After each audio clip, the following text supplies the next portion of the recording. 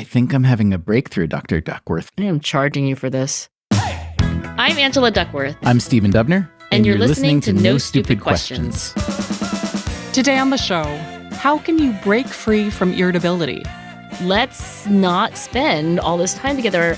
Also, is impatience actually a positive trait? Yes, people need to be interrupting more. Stephen, I have a question for you based on my recent experience personally. How do you know whether the world is irritating or whether you're irritable? Oh, it's you. The world is never irritating. I was just wondering. I'm glad to know that it's me. Can you tell us what the personal experience was that got you so irritable? This winter has been especially snowy, icy, and just, in my family, we call them wet yuck days. But I guess we should amend that by saying icy, snowy yuck days. And there were days where I took maybe 500 steps. And then maybe as a consequence of that, didn't sleep well. And I found myself to be, as we would say in my family, kind of cranky-potamus. I'm glad you've brought your problem to me today. The psychiatrist is in. You could be like Lucy from Peanuts. I'm a lot like Lucy. And I do like that you are admitting, along with the rest of us, that you do become irritable now and then. It seems like it's worth defining irritability. To me, the word irritable connotes a latent state of emotion, or dormant maybe. Irritable hasn't yet crossed over into irritated and therefore turning into anger or something else. So when you're irritable, does that manifest itself in some kind of anger, cross speech, bad mood, etc.? For me, when I say I was irritable, it means I was very easily triggered to being irritated, and then worse than irritated, just mad. I have seen it defined in the psych literature as excessive reactivity to negative emotional stimuli, which sounds like exactly what you have. And that also has an affective component, anger, and a behavioral component, aggression. Does that sync up with your experience of irritability? Yes, I have an affective dimension of this, which is like I'm in a bad mood, a negative emotional state.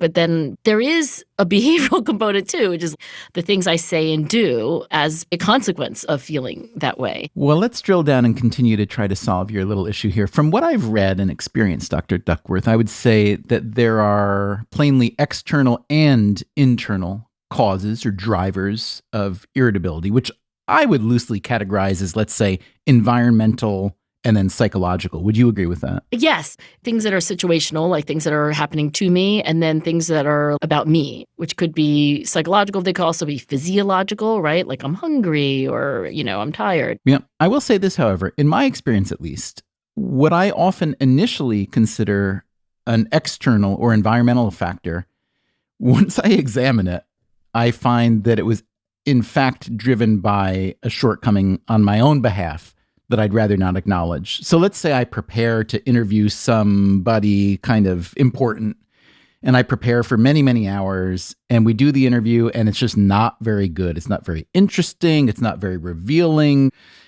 It's very natural for me to be irritable or maybe even irritated after that. And it's easy to blame the person. That's probably where you first go, right? Like, why aren't you better? But then the more I think about it, I think maybe I should have prepared in a better or different way. And that's perhaps a cause of the poor outcome. And that's why I'm frustrated or irritable, is because I could have done more, didn't, and therefore look to strike out at the external driver. So you're irritated at another person and their shortcoming, and then you realize that really you ought to be irritated at yourself and your own shortcoming.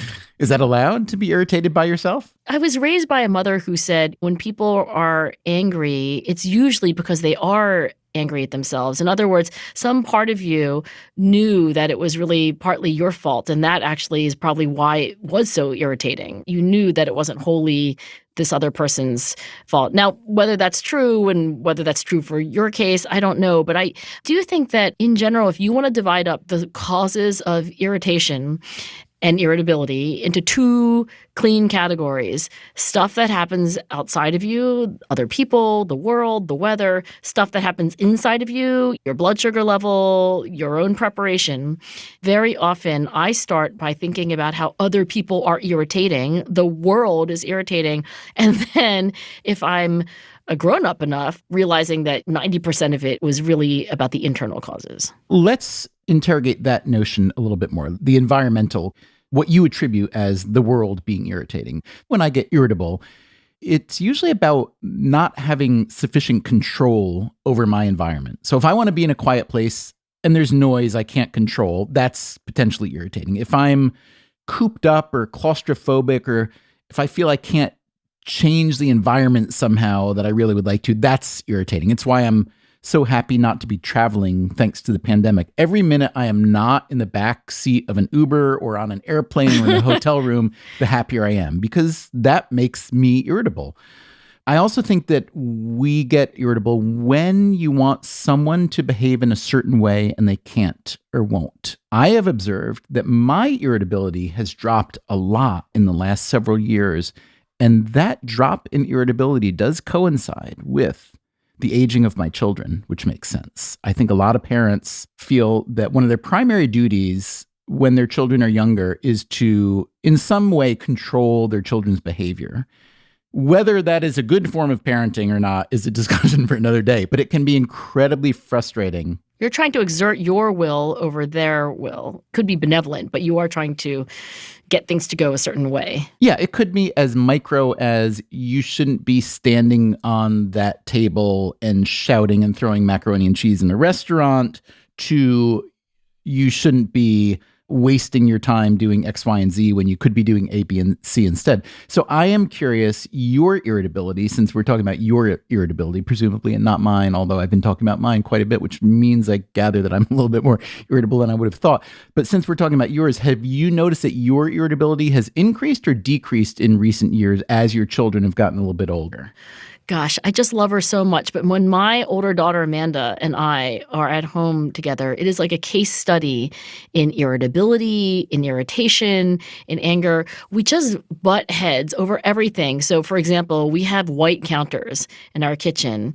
And why this child can't, wipe up the coffee that spills onto the white counter, which would take 2 seconds, and why there have to be like a trail of half-used napkins and dirty laundry and other junk. We end up fighting a lot when she's home. Now, good fortune for her and for her mom, me, she is at college and she is not at home. And we were both saying to each other just the other day, isn't it wonderful that our conversation isn't all about conflict, about these probably trivial things that we shouldn't be arguing about? So yeah, my irritability's gone down since Amanda's gone to school. Now, what's the solution to that? Because presumably you do want to see your daughter again someday before the end of your life, right? Can you find a way to be together and to be less irritable?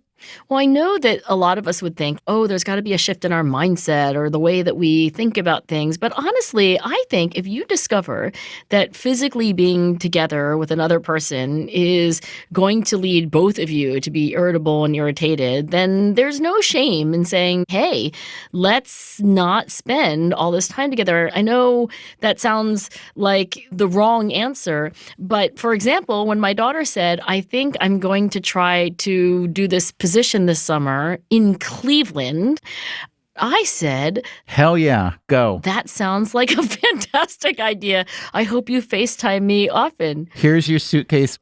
100%. Scientists might call this situation modification. It's one of the most powerful emotion regulation techniques there are. Not to change your mindset or the way you process it, is just to actually change the situation. Before we get into what are potential solutions to irritability, can you perhaps tell me a story in which you successfully dialed down your irritability? Well, I did have the insight probably by the end of the month of February where I was thinking, wow, did the world get suddenly more irritating in February, or is it me? Is it some internal cause? So I had that insight. It was a little late, but I did have it. It's okay. Self-reflection is good. Anyway, I took that little tidbit of insight into my own irritability. And I said, well, why would it be that I was irritable if it's not just the world, if the world didn't suddenly shift in February? And then I realized maybe not taking more than 500 steps a day, not sleeping well, maybe these two factors are a big reason that I'm irritable. So I got on my exercise bike for a little longer than I would have otherwise, and I tried to sleep better with mixed success. But for me, it was not only those adjustments, it was just realizing that I was irritable that actually helped things a lot. I was like, oh, it's not everyone else's fault. It's probably me. And in addition to the changes in lifestyle, just the self-awareness actually helped a little bit. It's interesting. I'm looking here at a list of things to do if you're irritable. It's a list compiled by the psychotherapist Amy Marin. Did you Google that just for me? I did, because I don't want my friend to be irritable. Thank you. And what this says to do, it sounds like you've done quite a few of them in this assessment of your crappy February. Okay, so tell me what they are. She advises that you, one, acknowledge your irritability. Don't deny it. You did that. Check. Preferably on a podcast to many, many people. Two, determine if there's a clear source, a drop in blood sugar, or your family, or the lack of sleep, the lack of physical activity. Number three, take a few deep breaths. Number four, take a break from whatever you're doing, which is, I think, great advice unless you're driving a race car. What does that mean? Take a vacation? What do you mean take a break? From the task, from whatever you're doing at the moment that is making you irritable. Oh, okay. But again, if you're driving a race car at 200 miles an hour and you get irritated at the people around you, you don't want to take a break. So that's not always going to work. Number five, get a healthy dose of physical activity. +1 for me. Number six, reframe your negative thoughts. Stick to the facts rather than your judgments and emotions surrounding those facts. I like this one. That is acknowledging the internal versus the external causes. And it sounds like you did that pretty well, wouldn't you say? I think so. I mean, in retrospect, more than in the moment, but I was able to understand it wasn't necessarily that the world is irritating. I was making judgments and bringing my own interpretation, and that's what led me to be irritated. And finally, number seven, get professional help. She would say that. She's a psychotherapist. But I feel like you did get professional help because I am a professional podcaster. Have you ever tried what's called affect labeling to fight your irritability? Oh, yeah, this is Matt Lieberman's idea. Correct. So if I'm feeling irritated, to say out loud, I feel irritated. You put a name on the thing that's irritating you. Yeah. The major finding is that this very, very, very helpfully boosts emotion regulation. So if I'm trying to feel less angry, to say, I feel angry actually helps me downregulate the anger. So why it works, Lieberman himself and his colleagues who have done this research, they have not definitively mapped out all of the mechanisms, but there are a few. I know one I like best. Can we say it at the same time to see if we pick the mechanism we both like best? Okay, how about we say... Count of three? Yeah. One, two, three.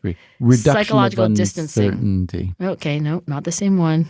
Okay. Psychological distancing, you said? Yeah, I mean, basically, when you put things into words, words are symbolic, they're abstractions. And psychological distancing is being psychologically removed in a way that usually is associated with being less emotional. The seminal research that Lieberman did is all negative emotions. So if I have more remove from my emotions, like now that I've said anger, now it's a word, I can step away from it, I can look at it from a third person perspective, I should feel less anger. I think I like my mechanism for exactly the same reason as you like yours. I was talking while you, what did you pick?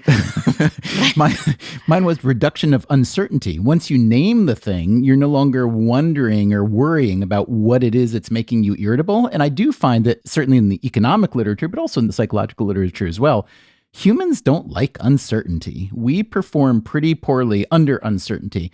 So even if you're attributing your irritability to an incorrect cause, I would argue, if you can eliminate some uncertainty, at least you might be in a little bit better position to move forward out of your irritability. Let me ask you, Dr. Duckworth, while you're still on the couch here. You're the doctor, remember? I'm the patient. You know, I'm told over and over again that even psychotherapists and psychiatrists need to have their own mental health counseling.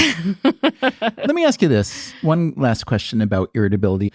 It strikes me that irritability can be incredibly costly. If you look at the things that people do when they strike out in anger. It could be physical or verbal violence. It can strain relationships. It makes us less productive, makes us unhappy. Irritability does. So I can't really think of many upsides to being irritable, unless you're an oyster who's trying to make a pearl. I believe that's how that happens. But depending on how you define the word irritable, you could say that if you're not irritated, then you're not paying attention. So can you entertain some potential upsides of irritability? I think you can convincingly make the case that all emotions, including irritability and anger and sadness and anxiety and things that we don't enjoy feeling, that all emotions have a function. And they are the product of years and years and years and years of evolution. And then the question would be, well, what function does irritability play? And if we think that irritability is just like the junior varsity version of anger, then it's the interpretation that your rights have been violated, that you're being offended, that you're being the victim of somebody's malintent. If you can't sense when that's happening, and you can't have the emotional and behavioral response to that, which is to defend yourself and to argue back, then you're going to get taken advantage of. For example, in contemporary times, a lot of people would say being irritated and angry about issues of social justice, about issues of structural change, that's a good thing. And painful as it is, unpleasant as it is, if we don't have those affective and behavioral responses, then things are never going to get better. Dr. Duckworth, I'm afraid our time is just about up today. How irritating. Would you say that speaking about your own irritability for these past 15 minutes or so has generally been a positive, negative, or neutral event for you? I think speaking about this, labeling my irritability has been a positive experience. Not only does it help me have some remove from the irritability at hand, it is helping me figure out ways to be less irritable in the future. So not only processing my February and understanding it better, but also making some changes and thinking about things in different ways in order to make there be less irritability for the future months and years. What do you think would happen if next February, which you already know is going to be bad because it's icy out and dark, etc., you have Amanda come home? Do you think they might cancel each other out? Oh, I just think that would be the perfect storm. I wouldn't be irritable. I'd be angry. No, let's not do that. Or you might make a whole pearl necklace. You never know. Still to come on No Stupid Questions. When is it okay to interrupt someone? You get the gist of what they're saying, but they keep talking. Like, why are their lips still moving?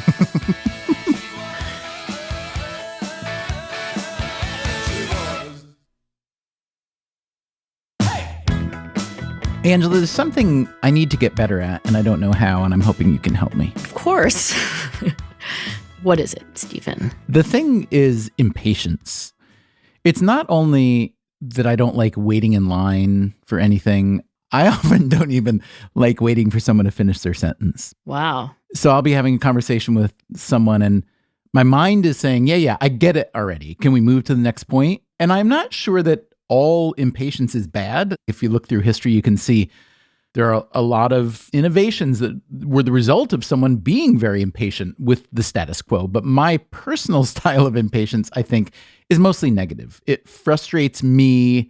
I'm guessing it really frustrates the people I do it to, whether it's friends, family, especially my colleagues. I do a lot of interrupting. So, Dr. Duckworth, can you fix me? First, I will say this. My mother is a saint. And if you ask my mother, who's actually named Teresa, so I guess that makes her Mother Teresa, but really she's my Mother Teresa. If you asked her what is her greatest character flaw, she would say impatience. And I know that because I asked her that exact question. That's such a nice question for a child to ask their grown parent. What would you say is your greatest character flaw? It's a great conversation starter. Try that at your next Zoom dinner. So I've asked my mom about this, and I said, what does this mean? And she said, one of the reasons why I married your dad, flawed as he was, is that he was very quick. And I find myself to be really impatient, especially with other people when they're not as quick. And I have a little bit of that too. So my guess is in the example that you said waiting in line. I definitely won't wait in a line. Just no lines. Yeah. I'm not a patient person when there are things that require waiting. Now, that said, when there's work that requires what other people might think of as perseverance. Yeah, so maybe that's not quite patience. But yeah, I revel in that challenge, even when things are hard, because I know the satisfaction is great. The payoff is good. Okay, I think that's a useful distinction between patience and perseverance. And I would agree you have lots of perseverance, but maybe you don't have a lot of patience. Why do you think it is that the instances in which the requirement is to essentially do nothing but let time pass, right? Because that's what's killing you, right? Even hearing that sentence hurts. Just gave you hives. So why do you think that is so corrosive to you? Why is that so hard? I feel a little bit lost when there's not forward motion happening. Is it because you feel like there's inefficiency in the kind of patience that we're talking about where you're not doing anything? You don't want to wait in line because there's got to be a more efficient way to pick up your gallon of milk or somewhere you don't have to wait in line. And when you're in conversation with someone and you get the gist of what they're saying, but they keep talking, like why are their lips still moving? It's because there's a more efficient way to get to the same goal. I think that's what it is. Am I right? I think I'm having a breakthrough, Dr. Duckworth. I am charging you for this. So there's an incident and then a pattern that I'm connecting in my brain, both from childhood, and maybe this leads us to some kind of fruitful answer. So the incident was I was 5 or 6 years old maybe, and my task for that evening was to set the table for dinner, which might have been my task every night actually, because I wasn't capable of doing that much at 5 or 6. And when you do the same task over and over again, you do look for improvements and economies of scale and so on. And so I'd figured out that if I routed myself in the proper manner, I could pick up all 10 plates or whatever, 7, 8. There were a crap load of kids, 2 parents and maybe a friend. So I could pick up all 10 plates and then pick up the napkins and put them on top of the plates. Whoa. And then pick up the silverware to hold the napkins down so that I could walk fast and not have the napkins blow away. This is amazing. And even have room to pick up the salt and pepper shakers and put those on top too. What I remember was that my mother complimented me. She looked over and said, "Stevie, you are so efficient." The highest compliment. And that was great praise coming from my mom because my mom was very, very efficient. So that's the incident. But here's the pattern. In my family at home, we were always in a big, big, big hurry to get everything done. And I'm not sure if that was a result of being unmoneyed. It was all about just getting stuff done. And I wonder if maybe I've just embodied a lot of that impatience of like, move it, get things done. And I can't stand when things are not moving at that pace anymore. So interesting.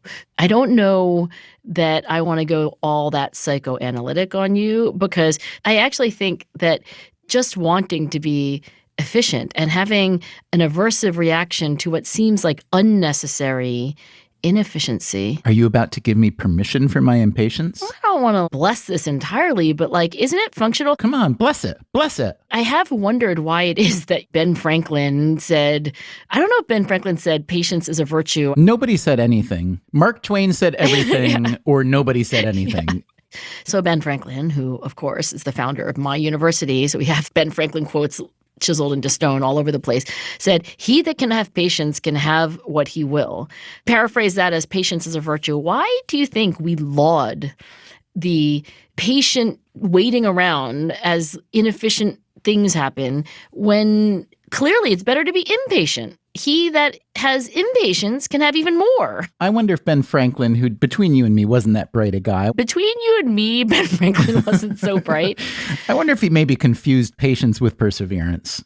Maybe he hadn't read Grit. Maybe he wasn't really up on the psychological sciences. But patience is a virtue. I don't know. Maybe we accept it because it's been listed as a virtue for these many years. Well, okay, let's ask. What would you see as a psychologist as the benefits of patience? I think that there are circumstances under which there is no more efficient way.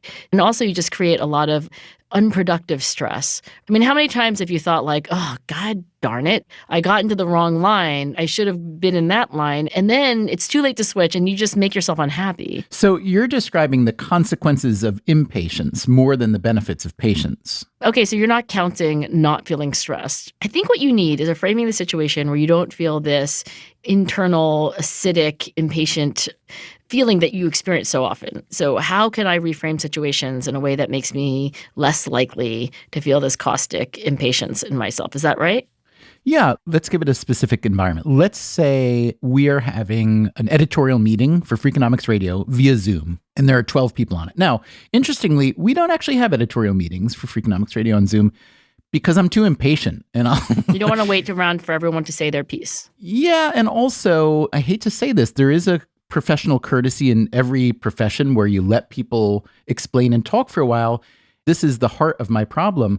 After the first 10 seconds, I really do want to say, yeah, I get it. I get it and it's good, or I get it and it's bad, or I get it and it won't work. I get it and it will work, but I don't need to hear the 3-minute version. Life is short. Death is long.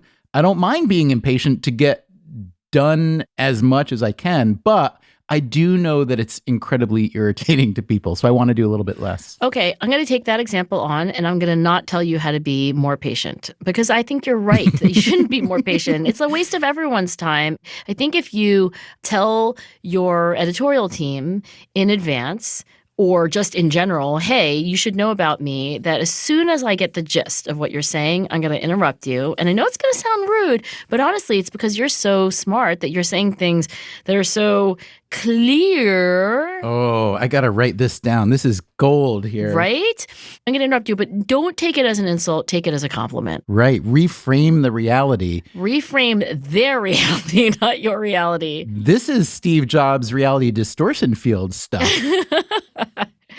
Jedi mind trick. But look, it's also sincere. Here's my version of your editorial meeting.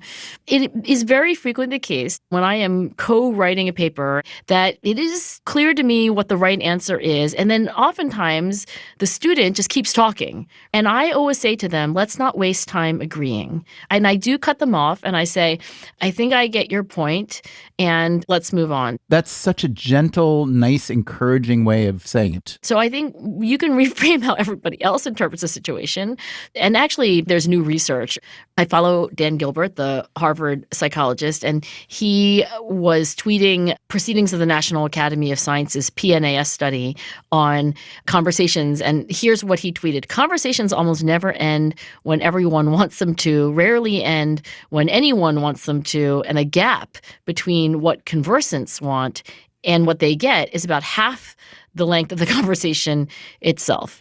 I read a version of this, and I have to say, I felt so excited by it because what it told me is that, yes, people need to be interrupting more. The scientists found that one of the reasons why conversations don't end when they should is because there is pluralistic ignorance. There is, I thought you wanted to keep going. The other person thought I wanted to keep going, and then you just keep going. So telling your team, look, here's how to interpret my interruption. Don't take it as an insult.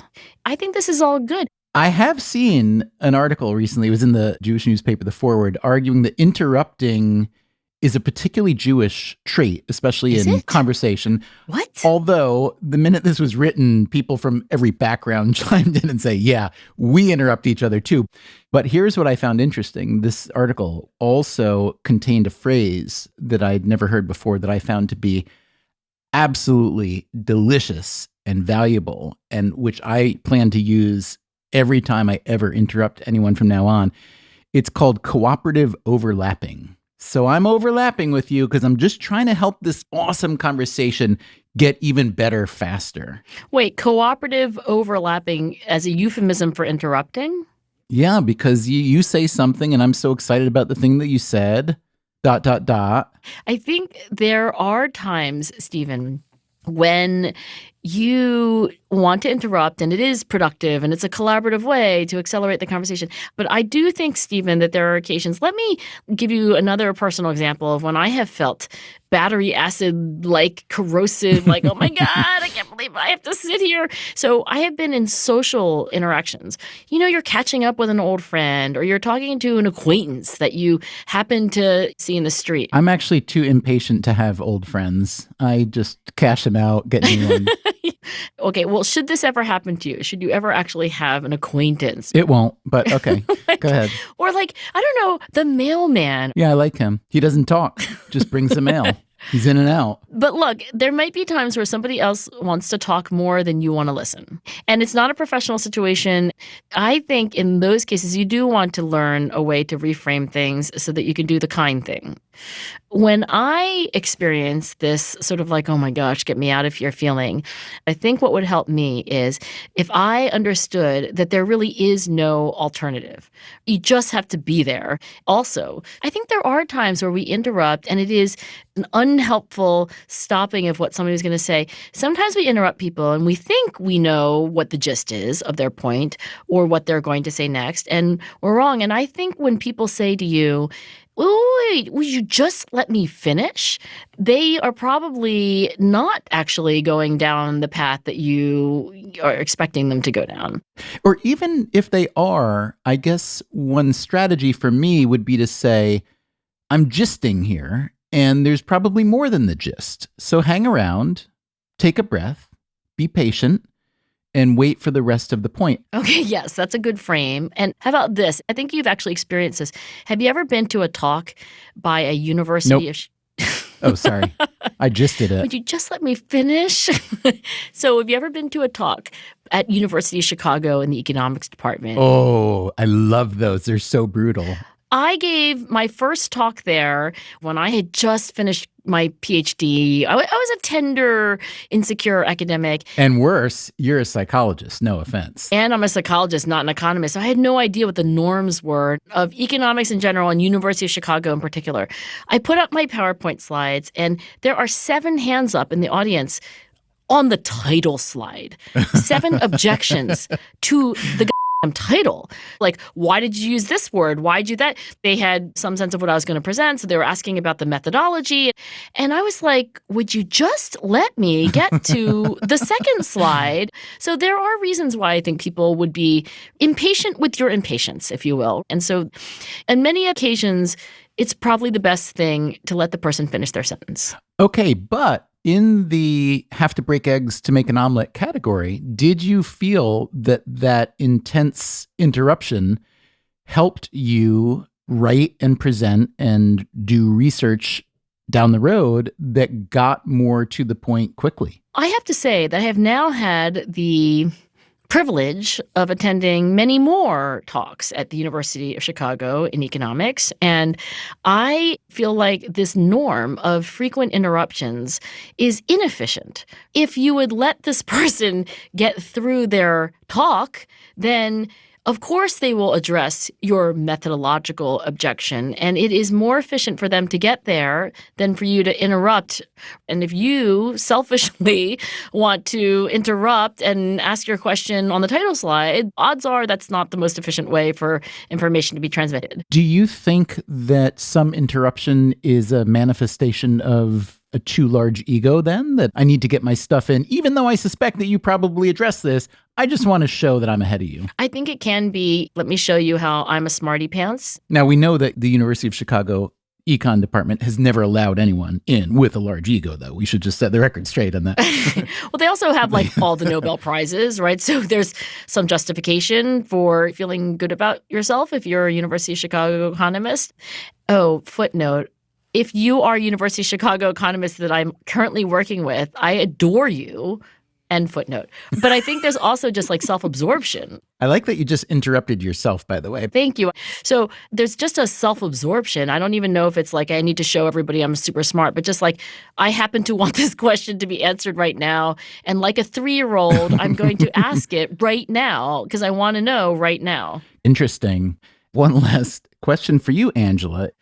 Do we know anything about whether non-human animals exhibit impatience? In the not wanting to wait in lines at Trader Joe's sense? Yeah, because whenever I go to Trader Joe's and there's a bunch of baboons there, they're not interested in waiting. Yeah, in animal experiments, when a lab rat is given the choice of press this lever 10 times to get a pellet or press this lever just once to get the same pellet, animals immediately find the more efficient solution. So you could say that that's a form of validation, Stephen, that you are just like a lab rat. You're just trying to get your little pellet faster. Nice. And I guess you could tell the baboon that given the, direction and shape of the evolutionary ladder, if they just can be a little more patient, they'll be us. Yeah, just wait a few millennia. Things are going to work out great. Just wait to see what's going to happen with your prefrontal cortex. It's amazing.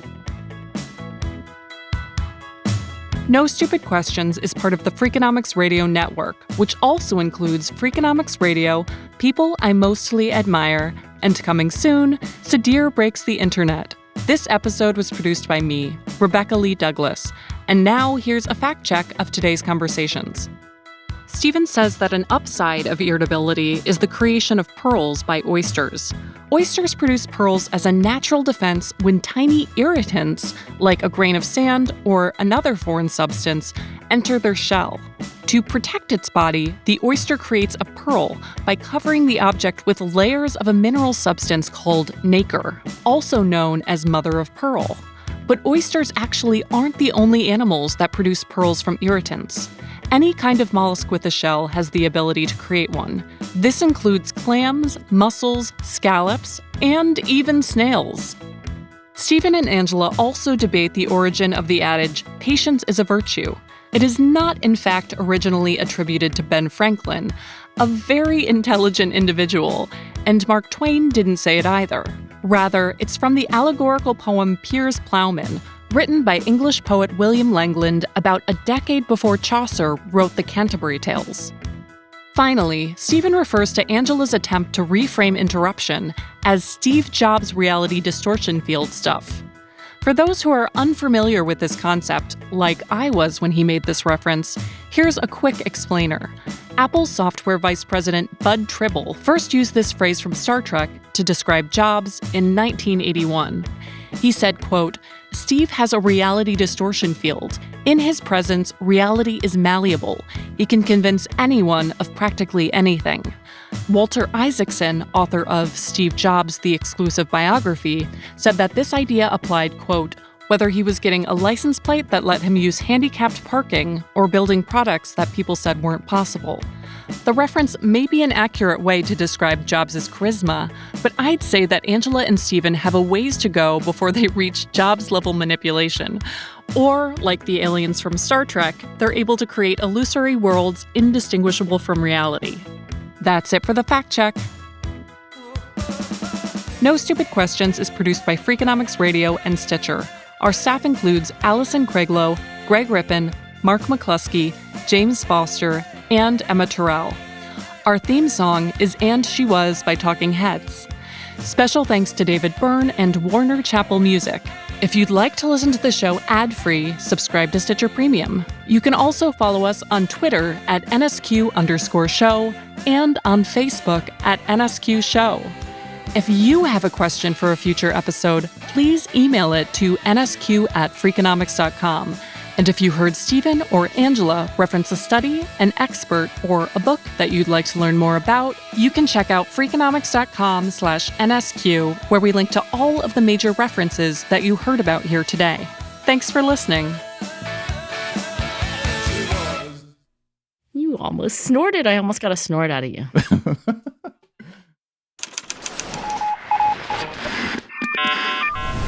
The Freakonomics Radio Network. Stitcher.